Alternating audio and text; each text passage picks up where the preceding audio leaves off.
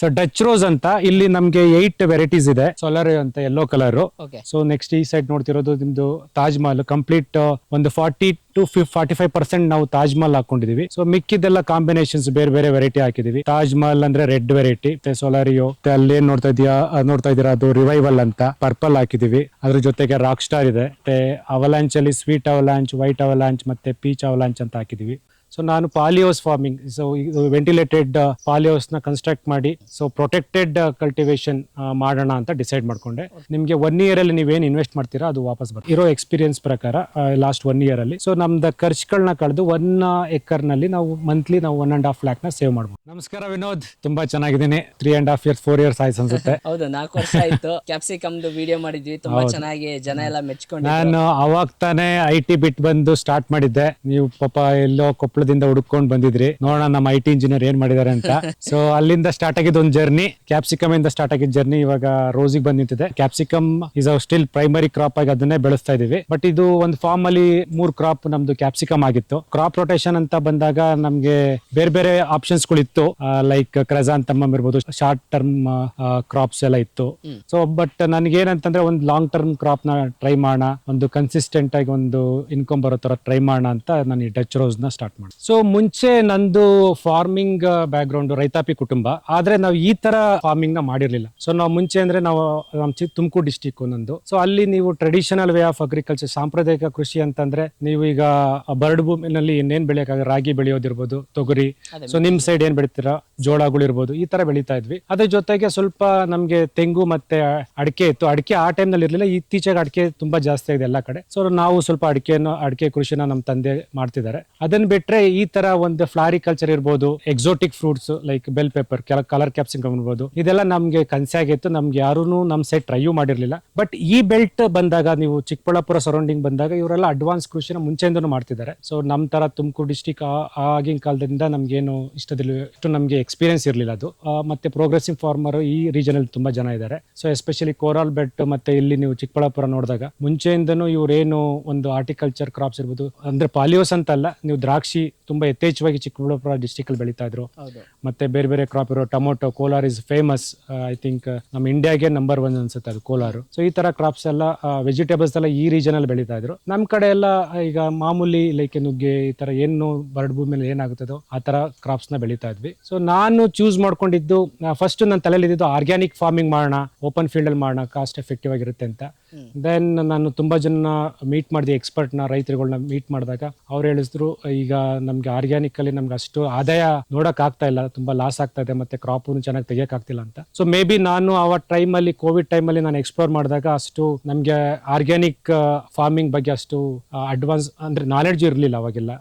So ಬೆಳಿತಿದ್ರು ಮುಂಚೆ ಎಲ್ಲ ನಮ್ಮ ತಾತನ ಕಾಲದಲ್ಲಿ, ನಮ್ಮ ಅಪ್ಪನ ಕಾಲದಲ್ಲಿ ಬೆಳೆದಿರೋದೆಲ್ಲ ಆಲ್ಮೋಸ್ಟ್ ಎಲ್ಲ ಆರ್ಗ್ಯಾನಿಕ್ ಆಗೇ ಇತ್ತು. ಬಟ್ ಅದಾದ್ಮೇಲೆ ನಾವೇನು ಈ ಕೆಮಿಕಲ್ಸ್ ನ ಜಾಸ್ತಿ, ಈ ಯೂರಿಯಾ ಇರ್ಬೋದು, ಬೇರೆ ಬೇರೆ ಗೊಬ್ಬರಗಳು ಇರ್ಬೋದು, ಎಲ್ಲ ನಾವೇನೇ ಕೆಮಿಕಲ್ಗೆ ಬಿಕಾಸ್ ಆಫ್ ವೇರಿಯಸ್ ರೀಸನ್ಸ್. ನಾನು ಯಾರನ್ನು ದೂಷಿಸಕ್ ಹೋಗಲ್ಲ. ಮೇ ಬಿ ನಮ್ದು ಅವಾಗ ಸಾಯಿಲ್ ಫಲವತ್ತತೆ ಕಳ್ಕೊಂಡಿದ್ದಾಗ ಅದು ಬೇಕಾಗಿತ್ತು ಆ ಟೈಮ್ ನಲ್ಲಿ. ಸೊ ಅದನ್ನೇ ಈ ಒಂದು ಅಭ್ಯಾಸ ಆಗ್ತಾ ಇದೆ ಅಷ್ಟೇ ಇವಾಗ. ಸೊ ಡಚ್ ರೋಸ್ ಅಂತ ಇಲ್ಲಿ ನಮ್ಗೆ 8 ವೆರೈಟೀಸ್ ಇದೆ. ಸೋಲಾರ್ ಅಂತ ಯೆಲ್ಲೋ ಕಲರ್. ಸೊ ನೆಕ್ಸ್ಟ್ ಈ ಸೈಡ್ ನೋಡ್ತಿರೋದು ನಿಮ್ದು ತಾಜ್ ಮಹಲ್ ಕಂಪ್ಲೀಟ್ ಒಂದು 40 to 45% ನಾವು ತಾಜ್ ಮಹಲ್ ಹಾಕೊಂಡಿದೀವಿ. ಸೊ ಮಿಕ್ಕಿದೆಲ್ಲ ಕಾಂಬಿನೇಷನ್ಸ್ ಬೇರೆ ಬೇರೆ ವೆರೈಟಿ ಹಾಕಿದೀವಿ. ತಾಜ್ ಮಹಲ್ ಅಂದ್ರೆ ರೆಡ್ ವೆರೈಟಿ, ಸೋಲಾರಿಯೋ, ಅಲ್ಲಿ ಏನ್ ನೋಡ್ತಾ ಇದೀರಾ ಅದು ರಿವೈವಲ್ ಅಂತ ಪರ್ಪಲ್ ಹಾಕಿದೀವಿ. ಅದ್ರ ಜೊತೆಗೆ ರಾಕ್ ಸ್ಟಾರ್ ಇದೆ, ಮತ್ತೆ ಅವಲಾಂಚ್ ಅಲ್ಲಿ ಸ್ವೀಟ್ ಅವಲಾಂಚ್, ವೈಟ್ ಅವಲಾಂಚ್ ಮತ್ತೆ ಪೀಚ್ ಅವಲಾಂಚ್ ಅಂತ ಹಾಕಿದೀವಿ. ಸೊ ಇಲ್ಲಿ ಟೋಟಲ್ 4 acres ನಲ್ಲಿ ನಾವು ಆಲ್ಮೋಸ್ಟ್ 1,50,000 ಗಿಡಗಳನ್ನ ಪ್ಲಾಂಟೇಶನ್ ಮಾಡಿದೀವಿ. ಸೊ ಇದು ಪ್ಲಾಂಟೇಶನ್ ಆಗಿ 1 year ಕಂಪ್ಲೀಟ್ ಆಯ್ತು. ಸೊ ನಾವು 1.5 ಲಕ್ಷಕ್ಕಿಂತ ಜಾಸ್ತಿ ಪ್ಲಾಂಟೇಶನ್ ಮಾಡಿದೀವಿ. 1 acre ನಲ್ಲಿ ನೀವು ಅವರೇಜ್ 36,000-38,000 ಗಿಡಗಳನ್ನ ಪ್ಲಾಂಟೇಶನ್ ಮಾಡಬಹುದು. ಸೊ ನಾನು ಹೇಳ್ದಂಗೆ ನಿಮ್ಗೆ ಆರ್ಟಿಕಲ್ಚರ್ ಫಾರ್ಮಿಂಗ್ ಅಲ್ಲಿ crop rotation is important. So crop rotation ಏನಕ್ಕೆ ಮಾಡ್ಬೇಕಂತಂದ್ರೆ ನಾವು ಕಂಟಿನ್ಯೂಸ್ ಕ್ಯಾಪ್ಸಿಕಮ್ ಬೆಳೆಯಕ್ಕಾಗಲ್ಲ. ಸೊ ಕ್ಯಾಪ್ಸಿಕಮ್ ಅದ್ರಲ್ಲಿ ಸಾಯಿಲ್ ಇರೋಂತ ಏನೋ ಒಂದು ಮೈಕ್ರೋ ನ್ಯೂಟ್ರಿಯೆಂಟ್ಸ್ ಇರ್ಬೋದು, ಅದಕ್ಕೆ ಬೇಕಾದ ಒಂದು ಅಂಶಗಳನ್ನೆಲ್ಲ ಈರ್ಬಿಟ್ಟು ಅದು ನಮ್ಗೆ ಏನ್ ಪ್ರೊಡಕ್ಷನ್ ಕೊಡಬೇಕೋ ಕೊಟ್ಟಿರುತ್ತೆ. ನೆಕ್ಸ್ಟ್ ಆ ಸಾಯಿಲ್ ಅಲ್ಲಿ ಕ್ಯಾಪ್ಸಿಕಮ್ ಕ್ಯಾಪ್ಸಿಕಮ್ ಬೆಳೆಯುವಂತ ಒಂದು ಅಂಶಗಳು ಕಡಿಮೆ ಇರ್ತದೆ. ಸೊ ಹಾಗಾಗಿ ಮತ್ತೆ ನಾವು ಕ್ಯಾಪ್ಸಿಕಮ್ ಬೆಳೀತಾ ಇದ್ರೆ ನಾವು ಒಂದು ಒಳ್ಳೆ ಕ್ವಾಲಿಟಿ ಕ್ಯಾಪ್ಸಿಕಮ್ ನ ಬೆಳೆಯಕ್ಕಾಗಲ್ಲ, ಈಲ್ಡ್ನು ಬರೋದಿಲ್ಲ. ಹಾಗಾಗಿ ನಾವು 3 ಕ್ರಾಪ್ ಬೆಳೆದ್ರು ಮಧ್ಯ ನಾವು ಸಾಯಿಲ್ ರೆಸ್ಟ್ ಕೊಟ್ಟಿದ್ವಿ. ಪ್ಲಸ್ ಅಲಾಂಗ್ ವಿತ್ ದಟ್ ನಾವು ಗ್ರೀನ್ ಮಲ್ಚಿಂಗ್ ಮಾಡಿದ್ವಿ. ಅಂದ್ರೆ ಅಪ್ಷಣ್ ಅಂತ ಏನ್ ಕರಿತೀವಿ ಅದನ್ನ ನಾವು ಪ್ಲಾಂಟೇಶನ್ ಮಾಡಿ ಒಂದು 2 ಮಂತ್ಸ್ ಆದ್ಮೇಲೆ ಫ್ಲಾರಿಂಗ್ ಸ್ಟೇಜ್ ಬಂದಾಗ ಅದನ್ನೆಲ್ಲ ಗ್ರೀನ್ ಮಲ್ಚಿಂಗ್ ಅಂದ್ರೆ ರೋಟರ್ ಹಾಕಿ ಅದಾದ್ಮೇಲೆ ಬೆಡ್ ಪ್ರಿಪರೇಷನ್ಸ್ ಮಾಡ್ಕೊಂಡು, ಸೊ ನಾವು ಪ್ರತಿ ಪ್ಲಾಂಟೇಶನ್ ಮಾಡ್ಬೇಕಾದ್ರೂ ವಿ ಎನ್ಶೂರ್ ಬೆಡ್ ಅಪ್ಲಿಕೇಶನ್ ಚೆನ್ನಾಗಿ ಕೊಡ್ತೀವಿ. ಸೊ ಬೆಡ್ ಅಪ್ಲಿಕೇಶನ್ ಕೊಡ್ಬೇಕಾದ್ರೆ ನಮ್ದು ಮೇನ್ ಆಗಿ ದನಿನ್ ಗೊಬ್ಬರ ಮತ್ತೆ ಕುರಿ ಗೊಬ್ಬರ ಮಿಕ್ಸ್ ಮಾಡ್ಕೊಂಡು ಹಾಕ್ತಿವಿ. ಅದ್ರ ಜೊತೆಗೆ ನಮ್ಮ ಆರ್ಗ್ಯಾನಿಕ್ ಮನ್ಯೂರ್ ಏನ್ ಬರ್ತದೆ, ಬೇವಿನ ಹಿಂಡಿ ಇರ್ಬೋದು, ವಂಗೆ ಹಿಂಡಿ ಇರ್ಬೋದು, ಮತ್ತೆ ಟ್ರೈಕೋಡರ್ಮ, ಸೂಡೋಮೋನಾಸ್, ಫಿಸಿಲೋಮೈಸಿಸ್ ಇವನ್ನೆಲ್ಲ ನಾವು ಕಲ್ಚರ್ ಮಾಡಿ ಅದನ್ನ ಬೆಡ್ ಅಪ್ಲಿಕೇಶನ್ ಕೊಡ್ತೀವಿ. ಸೊ ಇದನ್ನೆಲ್ಲ ಮಾಡೋದ್ರಿಂದ ನಮ್ಗೆ ಸಾಯಿಲ್ ಅಲ್ಲಿ ನಿಮ್ಗೆ ಏನು ಒಂದು ಮೈಕ್ರೋ ನ್ಯೂಟ್ರಿಯೆಂಟ್ಸ್ ಇವೇನು ಬೇಕಾಗ್ತಲ್ಲ, ಮೈಕ್ರೋಬ್ಸ್ ಪ್ಲಾಂಟ್ಸ್ ಗ್ರೋತ್ ಗೆ ಮತ್ತೆ ಒಂದು ಒಳ್ಳೆ ಕ್ವಾಲಿಟಿ ಈಲ್ಡ್ ನ ಕೊಡಕ್ಕೆ ಅದೆಲ್ಲ ಚೆನ್ನಾಗಿ ಡೆವಲಪ್ ಆಗ್ತದೆ. Rose is my secondary crop as of now. So ಮಧ್ಯದಲ್ಲಿ ಸ್ವಲ್ಪ ಓಪನ್ ಫೀಲ್ಡ್ ಅಲ್ಲಿ ಬೇರೆ ಟ್ರೈ ಮಾಡಿದೀವಿ, ಇಲ್ಲ ಅಂತ ಇಲ್ಲ. ಸೊ ಇವಾಗ ಹಾರ್ವೆಸ್ಟ್ ನಡೀತಾ ಇದೆ. ಪ್ರೆಸೆಂಟ್ ಇಲ್ಲಿ ಒಂದು 30+ ಸ್ಟಾಫ್ ಇದಾರೆ ನಮ್ ಜೊತೆ. Every day harvest is a continuous process. So ನಾನು ಹೇಳ್ದಂಗೆ ಇಲ್ಲಿ 4 ಎಕರ್ಸ್ ಅಲ್ಲಿ ಏನಿದೆ ನಾವು ಡೈಲಿ ಒಂದು 8,000 to 10,000 ಸ್ಟೆಮ್ಸ್ ನ ಹಾರ್ವೆಸ್ಟ್ ಮಾಡ್ತೀವಿ. ಸೊ ಅದಾದ್ಮೇಲೆ ಅಲ್ಲಿ ಕೋಲ್ಡ್ ರೂಮ್ ಹೋಗ್ತದೆ. ಕೋಲ್ಡ್ ರೂಮ್ ಅಲ್ಲಿ ಮತ್ತೆ ಒಂದಿನ ಕೂಲಿಂಗ್ ಮಾಡ್ತೀವಿ. ಅದಾದ್ಮೇಲೆ ಕೂಲಿಂಗ್ ಆಗಾದ್ಮೇಲೆ ಡಿಲೀಫಿಂಗ್ ಮತ್ತೆ ಗ್ರೇಡಿಂಗ್ ಪ್ಯಾಕಿಂಗ್ ಪ್ರೋಸೆಸ್ ನಡೀತದೆ. ನಾನು IT ನಲ್ಲಿ 17 years ವರ್ಕ್ ಮಾಡಿದೆ. ಸೊ ಬೇರೆ ಕಂಟ್ರಿನಲ್ಲಿ ಒಳ್ಳೊಳ್ಳೆ ಸ್ಯಾಲರಿ ತಗೊಂಡು ಒಳ್ಳೊಳ್ಳೆ ಪೋಸ್ಟ್ ಅಲ್ಲಿ ಇದ್ದೆ. ಬಟ್ ನನಗೆ ಮುಂಚೆಯಿಂದನೂ ಡೆಫಿನೆಟ್ ಆಗಿ ಅಪಾರ್ಟ್ ಫ್ರಮ್ ಐ ಟಿ ಬಿಟ್ರೆ ಬೇರೆ ಏನ್ ಮಾಡ್ಬೇಕು ಅಂತ ಅನ್ನಿಸ್ದಾಗ ನನಗೆ ಒಂದು ತಲೆಯಲ್ಲಿದ್ದು ಕೃಷಿ ಅಂತಾನೆ. ಸೊ ನನಗೆ ಬೇರೆ ಆಪ್ಷನ್ಸ್ ಇರ್ಲಿಲ್ಲ. ಅಂದ್ರೆ ನನ್ನ ತಲೆನಲ್ಲಿ ಇದ್ದಿದ್ದು ನಾನು ಆಸ್ ಅ ಪ್ಯಾಷನ್ ಕೃಷಿನೇ ಮಾಡ್ಬೇಕು. ಸೊ IT ಬಿಟ್ರೆ ನಂದು ನೆಕ್ಸ್ಟ್ ಸಕ್ಸಸ್ ಏನಿದ್ರು ಕೃಷಿನಲ್ಲೇ ಸಕ್ಸಸ್ ಕಾಣಕ್ ಸಾಧ್ಯ ಅಂತ ನನ್ನ ತಲೆಯಲ್ಲಿ ಮುಂಚೆಯಿಂದ ಫಿಕ್ಸ್ ಆಗಿತ್ತು. ಹಾರ್ಟಿಕಲ್ಚರ್ ಮತ್ತೆ ಅಗ್ರಿಕಲ್ಚರ್ ಫಾರ್ಮಿಂಗ್ ರಿಲೇಟೆಡ್. ಸೊ ನಾನು ಪಾಲಿಯೋಸ್ ಫಾರ್ಮಿಂಗ್, ಸೊ ಇದು ವೆಂಟಿಲೇಟೆಡ್ ಪಾಲಿಯೋಸ್ ನ ಕನ್ಸ್ಟ್ರಕ್ಟ್ ಮಾಡಿ ಸೊ ಪ್ರೊಟೆಕ್ಟೆಡ್ ಕಲ್ಟಿವೇಶನ್ ಮಾಡೋಣ ಅಂತ ಡಿಸೈಡ್ ಮಾಡ್ಕೊಂಡೆ. Because of various reasons. Because ನಮ್ಮ ಇಂಡಿಯಾದಲ್ಲಿ ಅಂತಲ್ಲ, ಬೇರೆ ಎಲ್ಲೇ ತಗೊಂಡ್ರು ನೀವು ಓಪನ್ ಫೀಲ್ಡ್ ಫಾರ್ಮಿಂಗ್ ಮಾಡಿದಾಗ ರಿಸ್ಕ್ ಜಾಸ್ತಿ ಇರ್ತದೆ ನಿಮಗೆ. ಸೊ ಇದರಲ್ಲಿ ನೀವು ರಿಸ್ಕ್ ನೆಲ್ಲ ಮಿಟಿಗೇಟ್ ಮಾಡ್ಕೊಂಡು ಯು ಕ್ಯಾನ್ ಯೂಸ್ ಟೆಕ್ನಾಲಜಿ. ಇವಾಗ ತುಂಬಾ ಅಡ್ವಾನ್ಸ್ ಟೆಕ್ನಾಲಜಿ ಬಂದಿದೆ. ಸೊ ನೀವೇನ್ ಡ್ರಿಪ್ ಇರಿಗೇಷನ್ ನೋಡ್ತಾ ಇದ್ದೀರಾ, ನಮ್ದೆಲ್ಲ ಆಟೋಮೇಷನ್ ಇದೆ ಅದರಲ್ಲಿ. ಸೊ ಹಾಗಾಗಿ ನೀವು ಪ್ರಿಸೈಸ್ ಆಗಿ ನಿಮ್ಗೆ ಪ್ಲಾಂಟ್ಗೆ ಎಷ್ಟು ಬೇಕು ಅಷ್ಟು ವಾಟರ್ ನ ನೀವು ಕಳಿಸಬಹುದು ಡೈಲಿ. ಅದ್ರ ಜೊತೆಗೆ ನೀವು ಏನು ಒಂದು ಮೈಕ್ರೋನ್ಯೂಟ್ರಿಯೆಂಟ್ ಕೊಡ್ತೀರಾ ಮತ್ತೆ ವಾಟರ್ ಸಾಲ್ಯುಬಲ್ಸ್ ಕೊಡ್ತೀರಾ, ಗೊಬ್ಬರಗಳು ಇರ್ಬೋದು, ಡ್ರಿಪ್ ಅಲ್ಲಿ ಹೋಗುವಂತದ್ನ ಅದನ್ನೆಲ್ಲ ನೀವು ಬೈ ಬ್ಯಾಲೆನ್ಸಿಂಗ್ EC ಮತ್ತೆ pH ನ ಬ್ಯಾಲೆನ್ಸ್ ಮಾಡ್ಕೊಂಡು ಇವನ್ನೆಲ್ಲ ನೀವು ಪ್ಲಾಂಟ್ಸ್ ಗೆ ಕೊಡಬಹುದು. ಸೊ ಈ ತರ ಕೊಟ್ಟಾಗ ನಿಮ್ಗೆ ಪ್ಲಾಂಟ್ ಹೆಲ್ತ್ ಚೆನ್ನಾಗಿರುತ್ತೆ ಮತ್ತೆ ಇಟ್ಸ್ ಅ ಕಾಸ್ಟ್ ಎಫೆಕ್ಟಿವ್ ಅಂತಂದ್ರೆ ನೀವು ಮ್ಯಾನ್ಯುಯಲಿ ಕೊಟ್ಟಾಗ ನಿಮ್ಗೆ EC pH ನ ನೋಡ್ಕೊಂಡಲೇ ಕೊಟ್ಟಾಗ ನೀವು ಕೊಡ್ತಿರೋದು ಕರೆಕ್ಟ್ ಏನು ಗೊತ್ತಾಗಲ್ಲ. ಮತ್ತೆ ಪ್ಲಾಂಟ್ ಕ್ವಾಲಿಟಿನೂ ಅಷ್ಟೇ, ಅನ್ಯೂನ್ ಗ್ರೋತ್ ಆಗಿರ್ಬೋದು, ಕ್ವಾಲಿಟಿನಲ್ಲಿ ಇರ್ಬೋದು, ವೇರಿಯೇಷನ್ಸ್ ಆಗ್ತದೆ. ಸೊ ನಾವು ಇನಿಷಿಯಲ್ ಆಗಿ ಮ್ಯಾನ್ಯುಯಲ್ ಪ್ರೋಸೆಸ್ ನ ಟ್ರೈ ಮಾಡಿದ್ವಿ. ದೆನ್ ವಿ ರಿಯಲೈಸ್ಡ್ ಇಲ್ಲ ಸ್ವಲ್ಪ ಎಕ್ಸ್ಪೆನ್ಸ್ ಆದ್ರೂ ಚಿಂತೆ ಇಲ್ಲ, let's go for precise automation process ಅಂತ ನಮ್ಮ ಎಲ್ಲ ಫಾರ್ಮಲ್ಲಿ ಈಗ ಆಟೋಮೇಷನ್ ಇದೆ. ಸೊ ಎವ್ರಿ ವೀಕ್ ನಾವು ಸಾಯಿಲ್ EC ಮತ್ತೆ pH ನ ಚೆಕ್ ಮಾಡ್ತೀವಿ, ಹಾಗೆ ವಾಟರ್ EC pH ನ ಚೆಕ್ ಮಾಡ್ತೀವಿ. So based on that EC pH ನಾವು ವ್ಯಾಲ್ಯೂಸ್ ನ ನೋಡ್ಕೊಂಡು ಸೊ ಆ ತರ ಫರ್ಟಿಗೇಷನ್ ನ ನಾವು ಪುಷ್ ಮಾಡ್ತೀವಿ ಪ್ಲಾಂಟ್ಸ್ ಏನ್ ಬೇಕೋ ಅದನ್ನ. ಅದ್ರ ಜೊತೆಗೆ ವೀಕ್ಲಿ ಒನ್ಸ್ ನಾವು ಡೆಫಿನೆಟ್ ಆಗಿ ಬಯೋ ಫರ್ಟಿಲೈಸರ್ಸ್ ನ ಕೊಡ್ತೀವಿ. ಸೊ ಟ್ರೈಕೋಡರ್ಮ ಇರ್ಬೋದು, ಸೂಡೋಮೋನಾಸ್, ಫಿಸಿಲೋಮೈಸಿಸ್, ವ್ಯಾಮ್ ಇರ್ಬೋದು, ಇದನ್ನೆಲ್ಲ ನಾವು ಥ್ರೂ ಡ್ರಿಪ್ ಇರಿಗೇಷನ್ಸ್ ಕೊಡ್ತೀವಿ ವೀಕ್ಲಿ ಒನ್ಸ್. ಬಿಕಾಸ್ ನಾನು ಇನಿಷಿಯಲ್ ಆಗಿ ನಾನು ವರ್ಕ್ ಮಾಡಿದ್ದು ಮತ್ತೆ ನಾನು ತಿಳ್ಕೊಂಡಿದ್ದು ಬೇರೆ ಫಾರ್ಮರ್ಸ್ ನ ಮೀಟ್ ಮಾಡಿ ಮತ್ತೆ ನಾನು ನ್ಯಾಷನಲ್ ಹಾರ್ಟಿಕಲ್ಚರ್ ಬೋರ್ಡ್ ಇಂದ ಏನ್ ಸಬ್ಸಿಡಿ ಲೋನ್ಗಳು ತಗೊಂಡೆ. ಸೊ ನಾನು ಕ್ಯಾಪ್ಸಿಕಮ್ ಪ್ಲಾಂಟೇಶನ್ ಅಂತಾನೆ ತಗೊಂಡಿದ್ದು. ಹಾಗಾಗಿ ನಂದು ಎಲ್ಲಾ ಫಾರ್ಮ್ಸ್ ಅಲ್ಲೂ ನಾನು ಕಲರ್ ಕ್ಯಾಪ್ಸಿಕಮ್ ನ ಬೆಳೆದೆ. ಅದರಲ್ಲಿ ನನ್ಗೆ ಒಳ್ಳೆ ಆದಾಯನೂ ಬಂತು. ಸೊ ನಾವು ಇನಿಷಿಯಲ್ ಆಗಿ 9 acres ಹಾಕಿದ್ವಿ. ಇಲ್ಲಿ ಟೋಟಲ್ 6 acres ಇದೆ, ಮತ್ತೆ ಊರಿನಲ್ಲಿ 9 acres. ಈಗ ನಾವು ಟೋಟಲ್ ಆಲ್ಮೋಸ್ಟ್ ಒಂದು 40 to 45 acres ಇವಾಗ ಪ್ರೆಸೆಂಟ್ ನಡೀತಾ ಇದೆ. ಎರಿಯೂರಲ್ಲಿ ನಾವು ಮೇಜರ್ ಎಕ್ಸ್ಪೆನ್ಷನ್ ಮಾಡ್ತಾ ಇದೀವಿ. ಅಲ್ಲಿ ನಮ್ಮ ಅಂಕಲ್ದು ಒಂದು 100 acres ಲ್ಯಾಂಡ್ ನ ಲೀಸ್ ತಗೊಂಡಿದೀವಿ. ಅದ್ರ ಜೊತೆಗೆ ನಮ್ದು ಸ್ವಲ್ಪ ಲ್ಯಾಂಡ್ ಇದೆ. ಅಲ್ಲಿ ನಾವೀಗ ಮೇಜರ್ ಎಕ್ಸ್ಪೆನ್ಷನ್ ಮಾಡ್ಕೊಂಡು ಅಲ್ಲಿ ಕಲರ್ ಕ್ಯಾಪ್ಸಿಕಮ್ ನ ಜಾಸ್ತಿ ಬೆಳೀತಾ ಇದೀವಿ. ಸೊ ಈ ರೀಜನ್ ಅಲ್ಲಿ ಇದು ವೆರಿ ಆಪ್ಟ್ ರೀಜನ್, ಕರೆಕ್ಟ್ ಆಗಿದೆ ಮತ್ತೆ ಫ್ಲಾರಿಕಲ್ಚರ್ಗೆ. ಹಾಗಾಗಿ ನಾನು ರೋಸ್ ನ ಚೂಸ್ ಮಾಡ್ಕೊಂಡೆ. ಇಲ್ಲಿ ಕ್ರಾಪ್ ರೊಟೇಷನ್ ಅಂತ ಬಂದಾಗ ಇದು ಡಚ್ ರೋಸ್ ಅಂತ ಇದು. ಸೊ ಇದಕ್ಕೆ ನೀವು ಪ್ರೊಟೆಕ್ಟೆಡ್ ಕಲ್ಟಿವೇಶನ್ ಮಾಡಬೇಕು. ನೀವು ಓಪನ್ ಫೀಲ್ಡ್ ಅಲ್ಲಿ ಇದನ್ನ ಬೆಳೆಯಕ್ಕಾಗಲ್ಲ. ಸೊ ಓಪನ್ ಫೀಲ್ಡ್ ಅಲ್ಲಿ ಬೆಳೆದ್ರೆ ನಿಮ್ಗೆ ಈ ತರ ಕ್ವಾಲಿಟಿ ಬರಲ್ಲ. ನಿಮ್ಗೆ ರೇಟು ಮತ್ತೆ ಆ ಕ್ವಾಲಿಟಿ ಬೆಳೆದು ಆ ರೇಟ್ ಸಿಗ್ಬೇಕು ಅಂತ ನೀವು ಓಪನ್ ಫೀಲ್ಡ್ ಅಲ್ಲಿ ಬೆಳೆಯಕ್ಕಾಗಲ್ಲ. ಇದನ್ನ ಈ ವೆರೈಟಿನ ನೀವು ಪ್ರೊಟೆಕ್ಟೆಡ್ ಕಲ್ಟಿವೇಶನ್ ಅಲ್ಲೇ ಮಾಡಬೇಕಾಗ್ತದೆ. ಪ್ಲಾಂಟ್ ನಿಮ್ಗೆ ಒಂದು ಆಲ್ಮೋಸ್ಟ್ ಒಂದು 15 rupees ಕಾಸ್ಟ್ ಆಗ್ತದೆ. ಇದು ಒಂದ್ಸಲ ಪ್ಲಾಂಟೇಶನ್ ಮಾಡಿದ್ರೆ ಮಿನಿಮಮ್ 5 years ಬರ್ತದೆ. ಇದು 5 to 8 years ಬರ್ತದೆ. ಕೆಲವರೆಲ್ಲ experts they are growing rose from last 10-15 may be 30 years. ತುಂಬಾ ಜನ ಎಕ್ಸ್ಪರ್ಟ್ಸ್ ಇದ್ದಾರೆ 12 years ತನಕ ಈ ಪ್ಲಾಂಟ್ಸ್ ನ ಹೆಲ್ದಿ ಪ್ಲಾಂಟ್ಸ್ ನ ಮೇಂಟೈನ್ ಮಾಡಿ ಪ್ರೊಡಕ್ಷನ್ ತೆಗಿಯೋರು ಇದ್ದಾರೆ. ಸೊ ಬಟ್ ಆನ್ ಅವರೇಜ್ ನೀವು ಒಂದು 6 to 8 years ಇಟ್ಕೊಬಹುದು. ಸರ್ ಏನಿಲ್ಲ, ಇದು ಸಿಂಪಲ್. ನೀವು ಎವ್ರಿ 15 to 17 centimeterಗೆ ಒಂದು ಗಿಡನ ಇಡಬೇಕಾಗ್ತದೆ. ಸೊ ಒಂದು ಎಕರೆನಲ್ಲಿ 36 to 38,000 ನೀವು ಡೆನ್ಸ್ ಪ್ಲಾಂಟೇಶನ್ ಮಾಡ್ತೀರಾ ಅಂದ್ರೆ ಅಷ್ಟನ್ನ ಕೂರಿಸಬಹುದು. ಸೊ ನಿಮ್ಗೆ ನಾನು ಅವರೇಜ್ ಒಂದ್ ಎಕರೆಗೆ 2,000 ಸ್ಟೆಮ್ಸ್ ಪರ್ ಡೇ ನಿಮ್ಗೆ ಹಾರ್ವೆಸ್ಟ್ ಮಾಡ್ಬೋದು. ಒಂದ್ ಎಕರೆಗೆ ಸಸಿಗಳನ್ನ ಬಂದಾಗ ನೀವು 36,000 ಹಾಕ್ಬೇಕಾಗ್ತದೆ. So little expensive compare to capsicum. ನಿಮ್ಗೆ ಇನಿಷಿಯಲ್ ಎಕ್ಸ್ಪೆನ್ಸಸ್ ಜಾಸ್ತಿ ಆಗ್ತದೆ, ಬಿಕಾಸ್ ನೀವು ಜಾಸ್ತಿ ಪ್ಲಾಂಟೇಶನ್ ಮಾಡಬೇಕು ಪರ್ ಏಕರ್, ಮತ್ತೆ ಇನಿಷಿಯಲ್ ಮೇಂಟೆನೆನ್ಸ್ ಇರ್ತದೆ. ಮತ್ತೆ ನೀವು ಪ್ಲಾಂಟೇಶನ್ ಮಾಡಿದ್ಮೇಲೆ 4 to 5 months ನಿಮ್ಗೆ ಏನು ಇನ್ಕಮ್ ಇರಲ್ಲ. 5 months ಇಲ್ಲ, ನೀವು ಗಿಡ ಬೆಳೆದು ಅದು ಹೂವು ಬಿಡಕ್ಕೆ ಅಷ್ಟು ಟೈಮ್ ತಗೊಂತದೆ. ನೀವು ಒಂದು ಈ ತರ ಸ್ಟೆಮ್ ಹೆಲ್ದಿ ಸ್ಟೆಮ್ ಬಂದು ನಿಮ್ಗೆ ಮಾರ್ಕೆಟಿಗೆ ಕಳಿಸೋ ಅಂತ ಹೂವು ಬೇಕಾಗಬೇಕು ಅಂತಂದ್ರೆ ಮಿನಿಮಮ್ 5 months ಬೇಕಾಗ್ತದೆ. 5 months ಬೇಕು. 4 months ಇಂದ ಸ್ಟಾರ್ಟ್ ಆಗ್ತದೆ, ಗ್ರಾಜುಯಲ್ ಆಗಿ ಇನ್ಕ್ರೀಸ್ ಆಗ್ತದೆ. 5 months ಅಂತೂ ಬೇಕು. ಇದು ಯಾವಾಗ ನಾಟಿ ಮಾಡ್ಬೇಕು, ಯಾವ ಸೊ ಸೀಸನ್? ಇದಕ್ಕೆ ಸೀಸನ್ ಅಂತ ಏನಿಲ್ಲ, ಬಟ್ ಕೆಲವರು ಎಕ್ಸ್ಪರ್ಟ್ ಪ್ರಕಾರ ಇದು ನಾವು ಮೇನಲ್ಲಿ ಪ್ಲಾಂಟೇಶನ್ ಮಾಡಿದ್ರೆ ಒಳ್ಳೇದು. ಒಂದ್ ರೀಸನ್ ಏನಂತಂದ್ರೆ ಮೇನಲ್ಲಿ ಪ್ಲಾಂಟೇಶನ್ ಮಾಡಿದ್ರೆ ನಿಮ್ಗೆ ನವೆಂಬರ್ ನಲ್ಲಿ ಅದು ಪ್ರೊಡಕ್ಷನ್ ಸ್ಟಾರ್ಟ್ ಆಗ್ತದೆ. ನವೆಂಬರ್, ಡಿಸೆಂಬರ್, ಜನವರಿ ಎಲ್ಲ ರೇಟ್ ಚೆನ್ನಾಗಿರ್ತದೆ. ಮತ್ತೆ ಕ್ರಿಸ್ಮಸ್ ಸೀಸನ್ ಇರ್ತದೆ, ನ್ಯೂ ಇಯರ್ ಸೀಸನ್ ಇರ್ತದೆ. ಮತ್ತೆ ಎಸ್ಪೆಷಲಿ ನೀವು ವ್ಯಾಲೆಂಟೈನ್ ಸೀಸನ್ ನ ಟಾರ್ಗೆಟ್ ಮಾಡಬಹುದು. ಸೊ ರೋಸ್ ನಲ್ಲಿ ವ್ಯಾಲೆಂಟೈನ್ಸ್ ಮತ್ತೆ ಕ್ರಿಸ್ಮಸ್, ನ್ಯೂ ಇಯರ್ ಇದು ಪೀಕ್ ಸೀಸನ್ ಫ್ಲವರ್ಸ್ ರೇಟ್ ಬರಕ್ಕೆ. ಹಾಗಾಗಿ ನೀವು ಅದನ್ನ ಹೊಸ ಪ್ಲಾಂಟೇಶನ್ ಮಾಡೋದಾದ್ರೆ ನೀವು ಮೇನಲ್ಲಿ ಮಾಡಿದ್ರೆ ಒಳ್ಳೇದು. ಬಟ್ ಒಂದ್ಸರಿ ನೀವು ಹಿಂಗೈತೆ ಪ್ಲಾಂಟೇಶನ್ ಮಾಡಿದ್ಮೇಲೆ 5 ವರ್ಷವರೆಗೂ ಕಂಟಿನ್ಯೂ ಫ್ಲವರ್ ಬರ್ತಾ ಇರುತ್ತಾ ಅಥವಾ ಸೀಸನ್ ವೈಸ್ ಬರುತ್ತಾ? ಇಲ್ಲ, ನೀವು ಅನ್ ಸೀಸನ್ ಅಲ್ಲಿ ರೆಸ್ಟಿಂಗ್ ಮಾಡಿಸ್ಬೋದು. ಸೊ ನಿಮ್ಗೆ ಏನ್ ಇವಾಗ ವೇಸ್ಟ್ ಸ್ಟೆಮ್ಸ್ ಇರ್ತದೆ ಮತ್ತೆ ವೀಕ್ ಸ್ಟೆಮ್ಸ್ ಇರ್ತದೆ, ಇದನ್ನೆಲ್ಲ ನೀವು ಅದನ್ನ ಕಟ್ ಮಾಡಿ ಗಿಡಕ್ಕೆ ರೆಸ್ಟ್ ಕೊಟ್ಟಾಗ ನೀವು ನೆಕ್ಸ್ಟ್ ಸೀಸನ್ಗೆ ಪ್ಲಾಂಟ್ ರೆಡಿ ಆಗ್ತದೆ.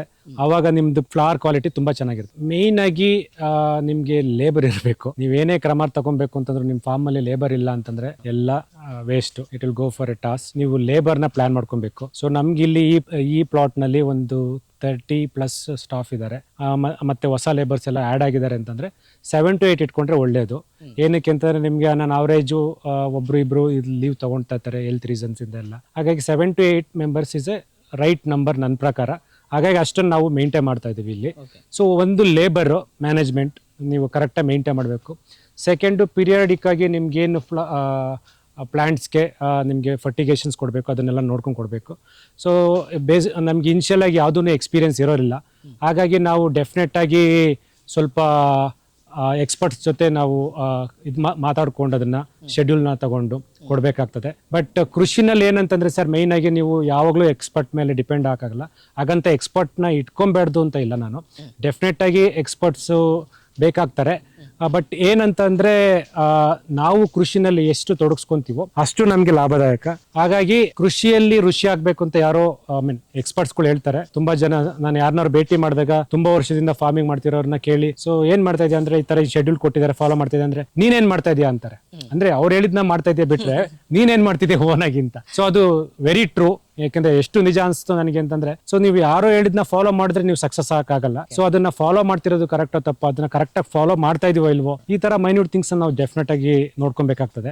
ಇದ್ರಲ್ಲಿ ಮೇನ್ ಆಗಿ ರೋಸ್ ನಲ್ಲಿ ಬಂದ್ರೆ ಕ್ಯಾಪ್ಸಿಕಮ್ ತರ ಇದಕ್ಕೂ ಟ್ರಿಪ್ಸ್ ಮತ್ತೆ ಮೈಟ್ಸ್ ಮೇಜರ್ ಇಶ್ಯೂ. ಸೊ ಅದು ಕ್ಯಾಪ್ಸಿಕಮ್ ಅಲ್ಲಿ ಬಂದ್ರೆ ನಾವು ಬಿ ಗ್ರೇಡ್ ಅಲ್ಲಿ ಏನೋ ಮಾಡ್ಕೊಂಡು ಪುಷ್ ಮಾಡಬಹುದು, ಬಟ್ ರೋಸ್ ನಲ್ಲಿ ಅದರ ಚಾನ್ಸ್ ತಗೊಳಕ್ ಆಗಲ್ಲ. ಹಾಗಾಗಿ ಆದಷ್ಟು ಡಿಸೀಸ್ ಫ್ರೀ ಪ್ಲಾಂಟ್ಸ್ ನಾವು ಮೇಂಟೈನ್ ಮಾಡಬೇಕು. ಇಲ್ಲ ಅಂತಂದ್ರೆ ನಮ್ದು ರೋಸ್ ಕ್ವಾಲಿಟಿ ಚೆನ್ನಾಗಿಲ್ಲ ಅಂತಂದ್ರೆ ಅಲ್ಲಿ ಆಕ್ಷನ್ ಅಲ್ಲಿ ನಮ್ದು ರೇಟ್ ಮಾರ್ಕೆಟ್ ಅಲ್ಲಿ ರೇಟ್ ಚೆನ್ನಾಗಿ ಸಿಗೋದಿಲ್ಲ. ಹಾಗಾಗಿ ಪ್ಲಾಂಟ್ಸ್ ಹೆಲ್ತ್ ನ ಚೆನ್ನಾಗಿ ಮೇಂಟೈನ್ ಮಾಡಬೇಕು.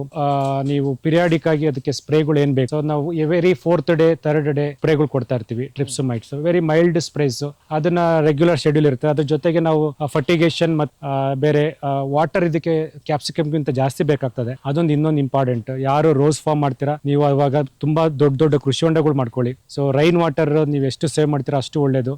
ಸೊ ಇಲ್ಲ ನಿಮ್ಗೆ ಬೋರ್ವೆಲ್ ವಾಟರ್ ತುಂಬಾ ಚೆನ್ನಾಗಿದೆ ಅಂತಂದ್ರೂ ರೈನ್ ವಾಟರ್ ಯಾವಾಗ್ಲೂ ತುಂಬಾ ಇಂಪಾರ್ಟೆಂಟ್. ಏನಕ್ಕೆ ಅಂತಂದ್ರೆ ಅದು ರೈನ್ ವಾಟರ್ ಈಸಿ ತುಂಬಾ ಚೆನ್ನಾಗಿರುತ್ತೆ. ಮತ್ತೆ ಪ್ಲಾಂಟ್ ಹೆಲ್ತ್ಗೆ, ಅದು ಪ್ಲಾಂಟ್ ಗ್ರೋತ್ಗೆ ಆಗಿರ್ಬೋದು, ಮತ್ತೆ ಓವರ್ ಆಲ್ ನಿಮ್ದು ಪ್ಲಾಂಟ್ ಅಥವಾ ಕ್ವಾಲಿಟಿ ಆಫ್ ಫ್ಲವರ್ಸ್ಗೆ ತುಂಬಾ ಇಂಪಾರ್ಟೆಂಟ್. ಸೊ ನಮ್ದು ಇಲ್ಲಿ ಏನ್ ನೋಡ್ತೀರಾ, ಈ ಫಾರ್ಮ್ ಅಲ್ಲಿ ದೊಡ್ಡ 2 ಕೃಷಿ ಹೊಂಡಗಳಿದಾವೆ. ಸೊ ನಮ್ದು ಮಳೆ ಬಂದಾಗ ಈ 1 ಡ್ರಾಪ್ನು ನೀರು ವೇಸ್ಟ್ ಆಗಲ್ಲ. ಎಲ್ಲಾ ವಾಟರ್ ಹೋಗಿ ನಮ್ಮ ಕೃಷಿ ಹೊಂಡಕ್ಕೆ ಶೇಖರಣೆ ಆಗ್ತದೆ. ನಮ್ಗೇನು ಸದ್ಯಕ್ಕೆ ವಾಟರ್ ಇಶ್ಯೂಸ್ ಅಂತೂ ಇಲ್ಲ. ಸೊ ಚೆನ್ನಾಗಿ ಬ್ಯಾಲೆನ್ಸ್ ಮಾಡ್ತಾ ಇದ್ದೀವಿ. ಸೊ ನೀವು ರೋಸ್ ನಾಟಿ ಮಾಡೋಕ್ಕಿಂತ ಮುಂಚೆ ಅಫ್ಕೋರ್ಸ್ ನೀವು ಚೆನ್ನಾಗಿ ಅದನ್ನ ಕಲ್ಟಿವೇಟ್ ಮಾಡಬೇಕು. ಸೊ ನೀವು ಅದನ್ನ ಚೆನ್ನಾಗಿ ಬೇಸಾಯ ಮಾಡಿ, ನಾನು ಆಲ್ಮೋಸ್ಟ್ ನನಗೆ ನೆನಪಿರೋ ಪ್ರಕಾರ ಒಂದು 5 ರೌಂಡ್ ಒಂಟಿ ನೇಗ್ಲಿರ್ಬೋದು, 5 ನೇಗ್ಲಿರ್ಬೋದು, ಇದನ್ನೆಲ್ಲ ಒರೆಸಿ ಮಣ್ಣನ್ನೆಲ್ಲ ಮಗ್ಚಾಕ್ಸಿ. ಬಿಕಾಸ್ ಮುಂಚೆ ನಾವು ಕ್ಯಾಪ್ಸಿಕಮ್ ಬೆಳೆದಿದ್ವಿ. ಅದ್ರ ಜೊತೆಗೆ 1 ಎಕರೆಗೆ ನಾವು 15 ಟ್ರ್ಯಾಕ್ಟರ್ ಅಷ್ಟು ಒಂದು ದನಿನ್ ಗೊಬ್ಬರನ ಇದಕ್ಕೆ ಓಡಿಸಿದೀವಿ. ಅದಾದ್ಮೇಲೆ ಈ ತರ ಬೆಡ್ ಪ್ರಿಪರೇಷನ್ಸ್ ಆಗ್ತದೆ. ಸೊ ಸ್ವಲ್ಪ ಕ್ಯಾಪ್ಸಿಕಮ್ ಗಿಂತ ಇದು ಸ್ವಲ್ಪ ಜಾಸ್ತಿ ದೊಡ್ಡ ರೈಸಿಂಗ್ ಬೆಡ್ ಇರ್ತದೆ. ಸೊ ಈ ಬೆಡ್ ಮಾಡಿಸ್ಕೊಂಡಾದ್ಮೇಲೆ ನೀವು ಬೆಡ್ ಅಪ್ಲಿಕೇಶನ್ ಕೊಡಬೇಕು. ಇವಾಗ ಆರ್ಗ್ಯಾನಿಕ್ ಮೆನ್ಯೂರ್, ಈಗ ಹೊಂಗೆ ಹಿಂಡಿ ಇರ್ಬೋದು, ಬೇವಿನ ಹಿಂಡಿ ಇರ್ಬೋದು, ಅದ್ರ ಇವನ್ ಪ್ಯಾಡಿ ಹಸ್ಕ್, ಅದು ನಮ್ದು ಭತ್ತದ ಒಟ್ಟು ಅಂತೀವಲ್ಲ, ಅದನ್ನ ಸ್ವಲ್ಪ ಕೊಡ್ತೀವಿ. ಅದು ಕೂಲಿಂಗ್ ಇಡುತ್ತೆ, ಸಾಯಿಲ್ ಅದೆಲ್ಲ ಮಾಯಿಶ್ಚರ್ನೆಲ್ಲ ಹಿಡಿದಿಟ್ಕೊಳುತ್ತೆ. ಸೊ ಅದನ್ನು ಮಿಕ್ಸ್ ಮಾಡಿ ಕೊಟ್ಟಿದೀವಿ ರೋಟರ್ ಬೆಡ್ ಮಾಡೋಕ್ಕಿಂತ ಮುಂಚೆ. ವ್ಯಾಮ್ ಇವನ್ನೆಲ್ಲ ನಾವು ಕಲ್ಚರ್ ಮಾಡಿ, ಸೊ ಅದನ್ನ ಫಸ್ಟ್ ಕೊಟ್ಟು ಅದಾದ್ಮೇಲೆ ಪ್ಲಾಂಟೇಶನ್ ಮಾಡಿದೀವಿ. ಪ್ಲಾಂಟೇಶನ್ ಬರೀ ಒಂದೇ ಎಕರೆ ಪ್ಲಾಂಟೇಶನ್ ಮಾಡ್ತೀವಿ ಅಂತಂದ್ರೆ ಎಷ್ಟು ಖರ್ಚು ಬರ್ಬೋದು ಸರ್ ಅಂದಾಜು? ಸರ್ ಓವರ್ ಆಲ್ ನಿಮ್ಗೆ ಪ್ಲಾಂಟ್ಸು ಮತ್ತೆ ನಿಮ್ದು ಇನಿಷಿಯಲ್ ಎಕ್ಸ್ಪೆನ್ಸಸ್ ಎಲ್ಲ ಹಿಡಿದು ನನಗೆ ಇವಾಗ ಟೋಟಲ್ ಇನ್ಕ್ಲೂಡಿಂಗ್ ರೆಕರಿಂಗ್ ಎಕ್ಸ್ಪೆನ್ಸಸ್ ಎಲ್ಲ ಕ್ಲೋಸ್ ಟು 65 lakhs ಬಂದಿದೆ 4 acresಗೆ. 4 acresಗೆ ಪಾಲಿಹೌಸ್ ಬಿಟ್ಟು ನಾನು ಮಾತಾಡ್ತೀನಿ. ಪಾಲಿಹೌಸ್ ಬಿಟ್ಟು 65 lakhs. ಹೌದೌದು. ಓ ಮೈ ಗಾಡ್. ಇದು ಎಕ್ಸ್ಪೆನ್ಸಿವ್ ಫಾರ್ಮಿಂಗ್ ಅಂತಾನೆ ಕರಿಬಹುದು, ಇಲ್ಲ ಅಂತ ಇಲ್ಲ. ಬಟ್ ನಿಮ್ಗೆ ರಿಟರ್ನ್ ಆನ್ ಇನ್ವೆಸ್ಟ್ಮೆಂಟ್ ಅದೇ ತರ ಇರ್ತದೆ ಸರ್. ಸೊ ನೀವೇನು ಇನ್ವೆಸ್ಟ್ ಮಾಡಿರ್ತೀರಾ, ನಿಮ್ಗೆ ಒಳ್ಳೆ ರೇಟ್ ಸಿಕ್ಕಿ, ನೀವು ಒಳ್ಳೆ ಪ್ರೊಡಕ್ಷನ್ ತೆಗೆದ್ರೆ, ಒಳ್ಳೆ ಕ್ವಾಲಿಟಿ ಆಫ್ ಫ್ಲವರ್ಸ್ ನ ತೆಗೆದ್ರೆ, ನಿಮ್ಗೆ 1 year ಅಲ್ಲಿ ನೀವೇನು ಇನ್ವೆಸ್ಟ್ ಮಾಡ್ತೀರಾ ಅದು ವಾಪಸ್ ಬರುತ್ತೆ. 1 year ನೀವು ನಿಮ್ ಸೇವಿಂಗ್ಸ್ ನ ಇನ್ವೆಸ್ಟ್ ಮಾಡಿದ್ರೆ, ಸೊ ನೆಕ್ಸ್ಟ್ 4 to 5 years ನಾನೇನು 6 to 8 years ಪ್ಲಾಂಟ್ಸ್ ನ ಇಟ್ಕೊಬಹುದು ಅಂತ ಹೇಳಿದೆ. ಸೊ ಅದು ನಿಮ್ನ ಕಾಪಾಡ್ತಾ ಹೋಗ್ತದೆ. ಸೊ ನನ್ಗೆ ಇರೋ ಎಕ್ಸ್ಪೀರಿಯನ್ಸ್ ಪ್ರಕಾರ ಲಾಸ್ಟ್ 1 year ಅಲ್ಲಿ, ಸೊ ನಮ್ದು ಖರ್ಚುಗಳನ್ನ ಕಳೆದು 1 acre ನಲ್ಲಿ ನಾವು ಮಂತ್ಲಿ 1.5 lakh ನ ಸೇವ್ ಮಾಡ್ಬೋದು. ಗ್ರೇಟ್. ಹೌದು. 1.5 lakh per month. ಹೌದು. ಗ್ರೇಟ್. ಸೊ ಬಟ್ ಇದನ್ನ ನಾರ್ಮಲ್ ರೈತರು ಮಾಡಕ್ಕಾಗಲ್ಲ, ಸ್ವಲ್ಪ ದುಡ್ಡಿರುವಂತ ರೈತರು ಮಾಡಕ್ಕೆ ಒಳ್ಳೇದು. ಹಾಗಂತಲ್ಲ ಸರ್, ಇಲ್ಲಿ ನಾರ್ಮಲ್ ರೈತರು ಮತ್ತೆ ದುಡ್ಡಿರೋರಂತ ರೈತರಂತಲ್ಲ. ಸೊ ನಾರ್ಮಲ್ ರೈತರು ಕೆಲಸ ಚೆನ್ನಾಗಿ ಮಾಡ್ತಾರೆ, ಬಟ್ ಅವ್ರಿಗೆ ಇನ್ವೆಸ್ಟ್ಮೆಂಟ್ ಇರೋದಿಲ್ಲ. ಸೊ ಹಾಗಾಗಿ ಅವ್ರ ಪಾಪ ಈ ತರ ಫಾರ್ಮಿಂಗ್ ಬರಕ್ಕೆ ಎದುರ್ಕೋತಾರೆ.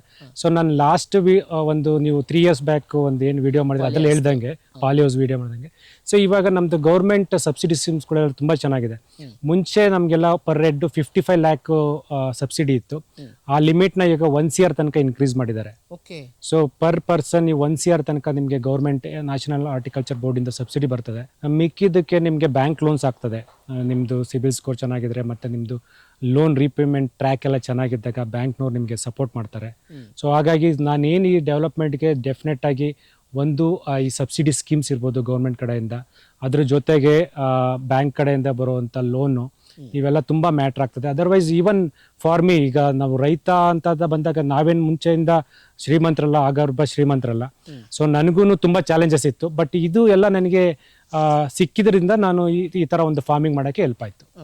ಸೊ ನೀವು ಸಬ್ಸಿಡಿ ತಗೊಂಡೇ ಮಾಡಿರೋದು? ಸೊ ನಂದು ಎಲ್ಲ ಫಾರ್ಮ್ಸ್ ಸಬ್ಸಿಡಿ ತಗೊಂಡಿದ್ದೀನಿ. ಈಗಿರೋದು ಇದೇನು ನೋಡ್ತೀರಿ, ಈ ಫಾರ್ಮ್ ಸಬ್ಸಿಡಿ ತಗೊಂಡಿದ್ದೀನಿ.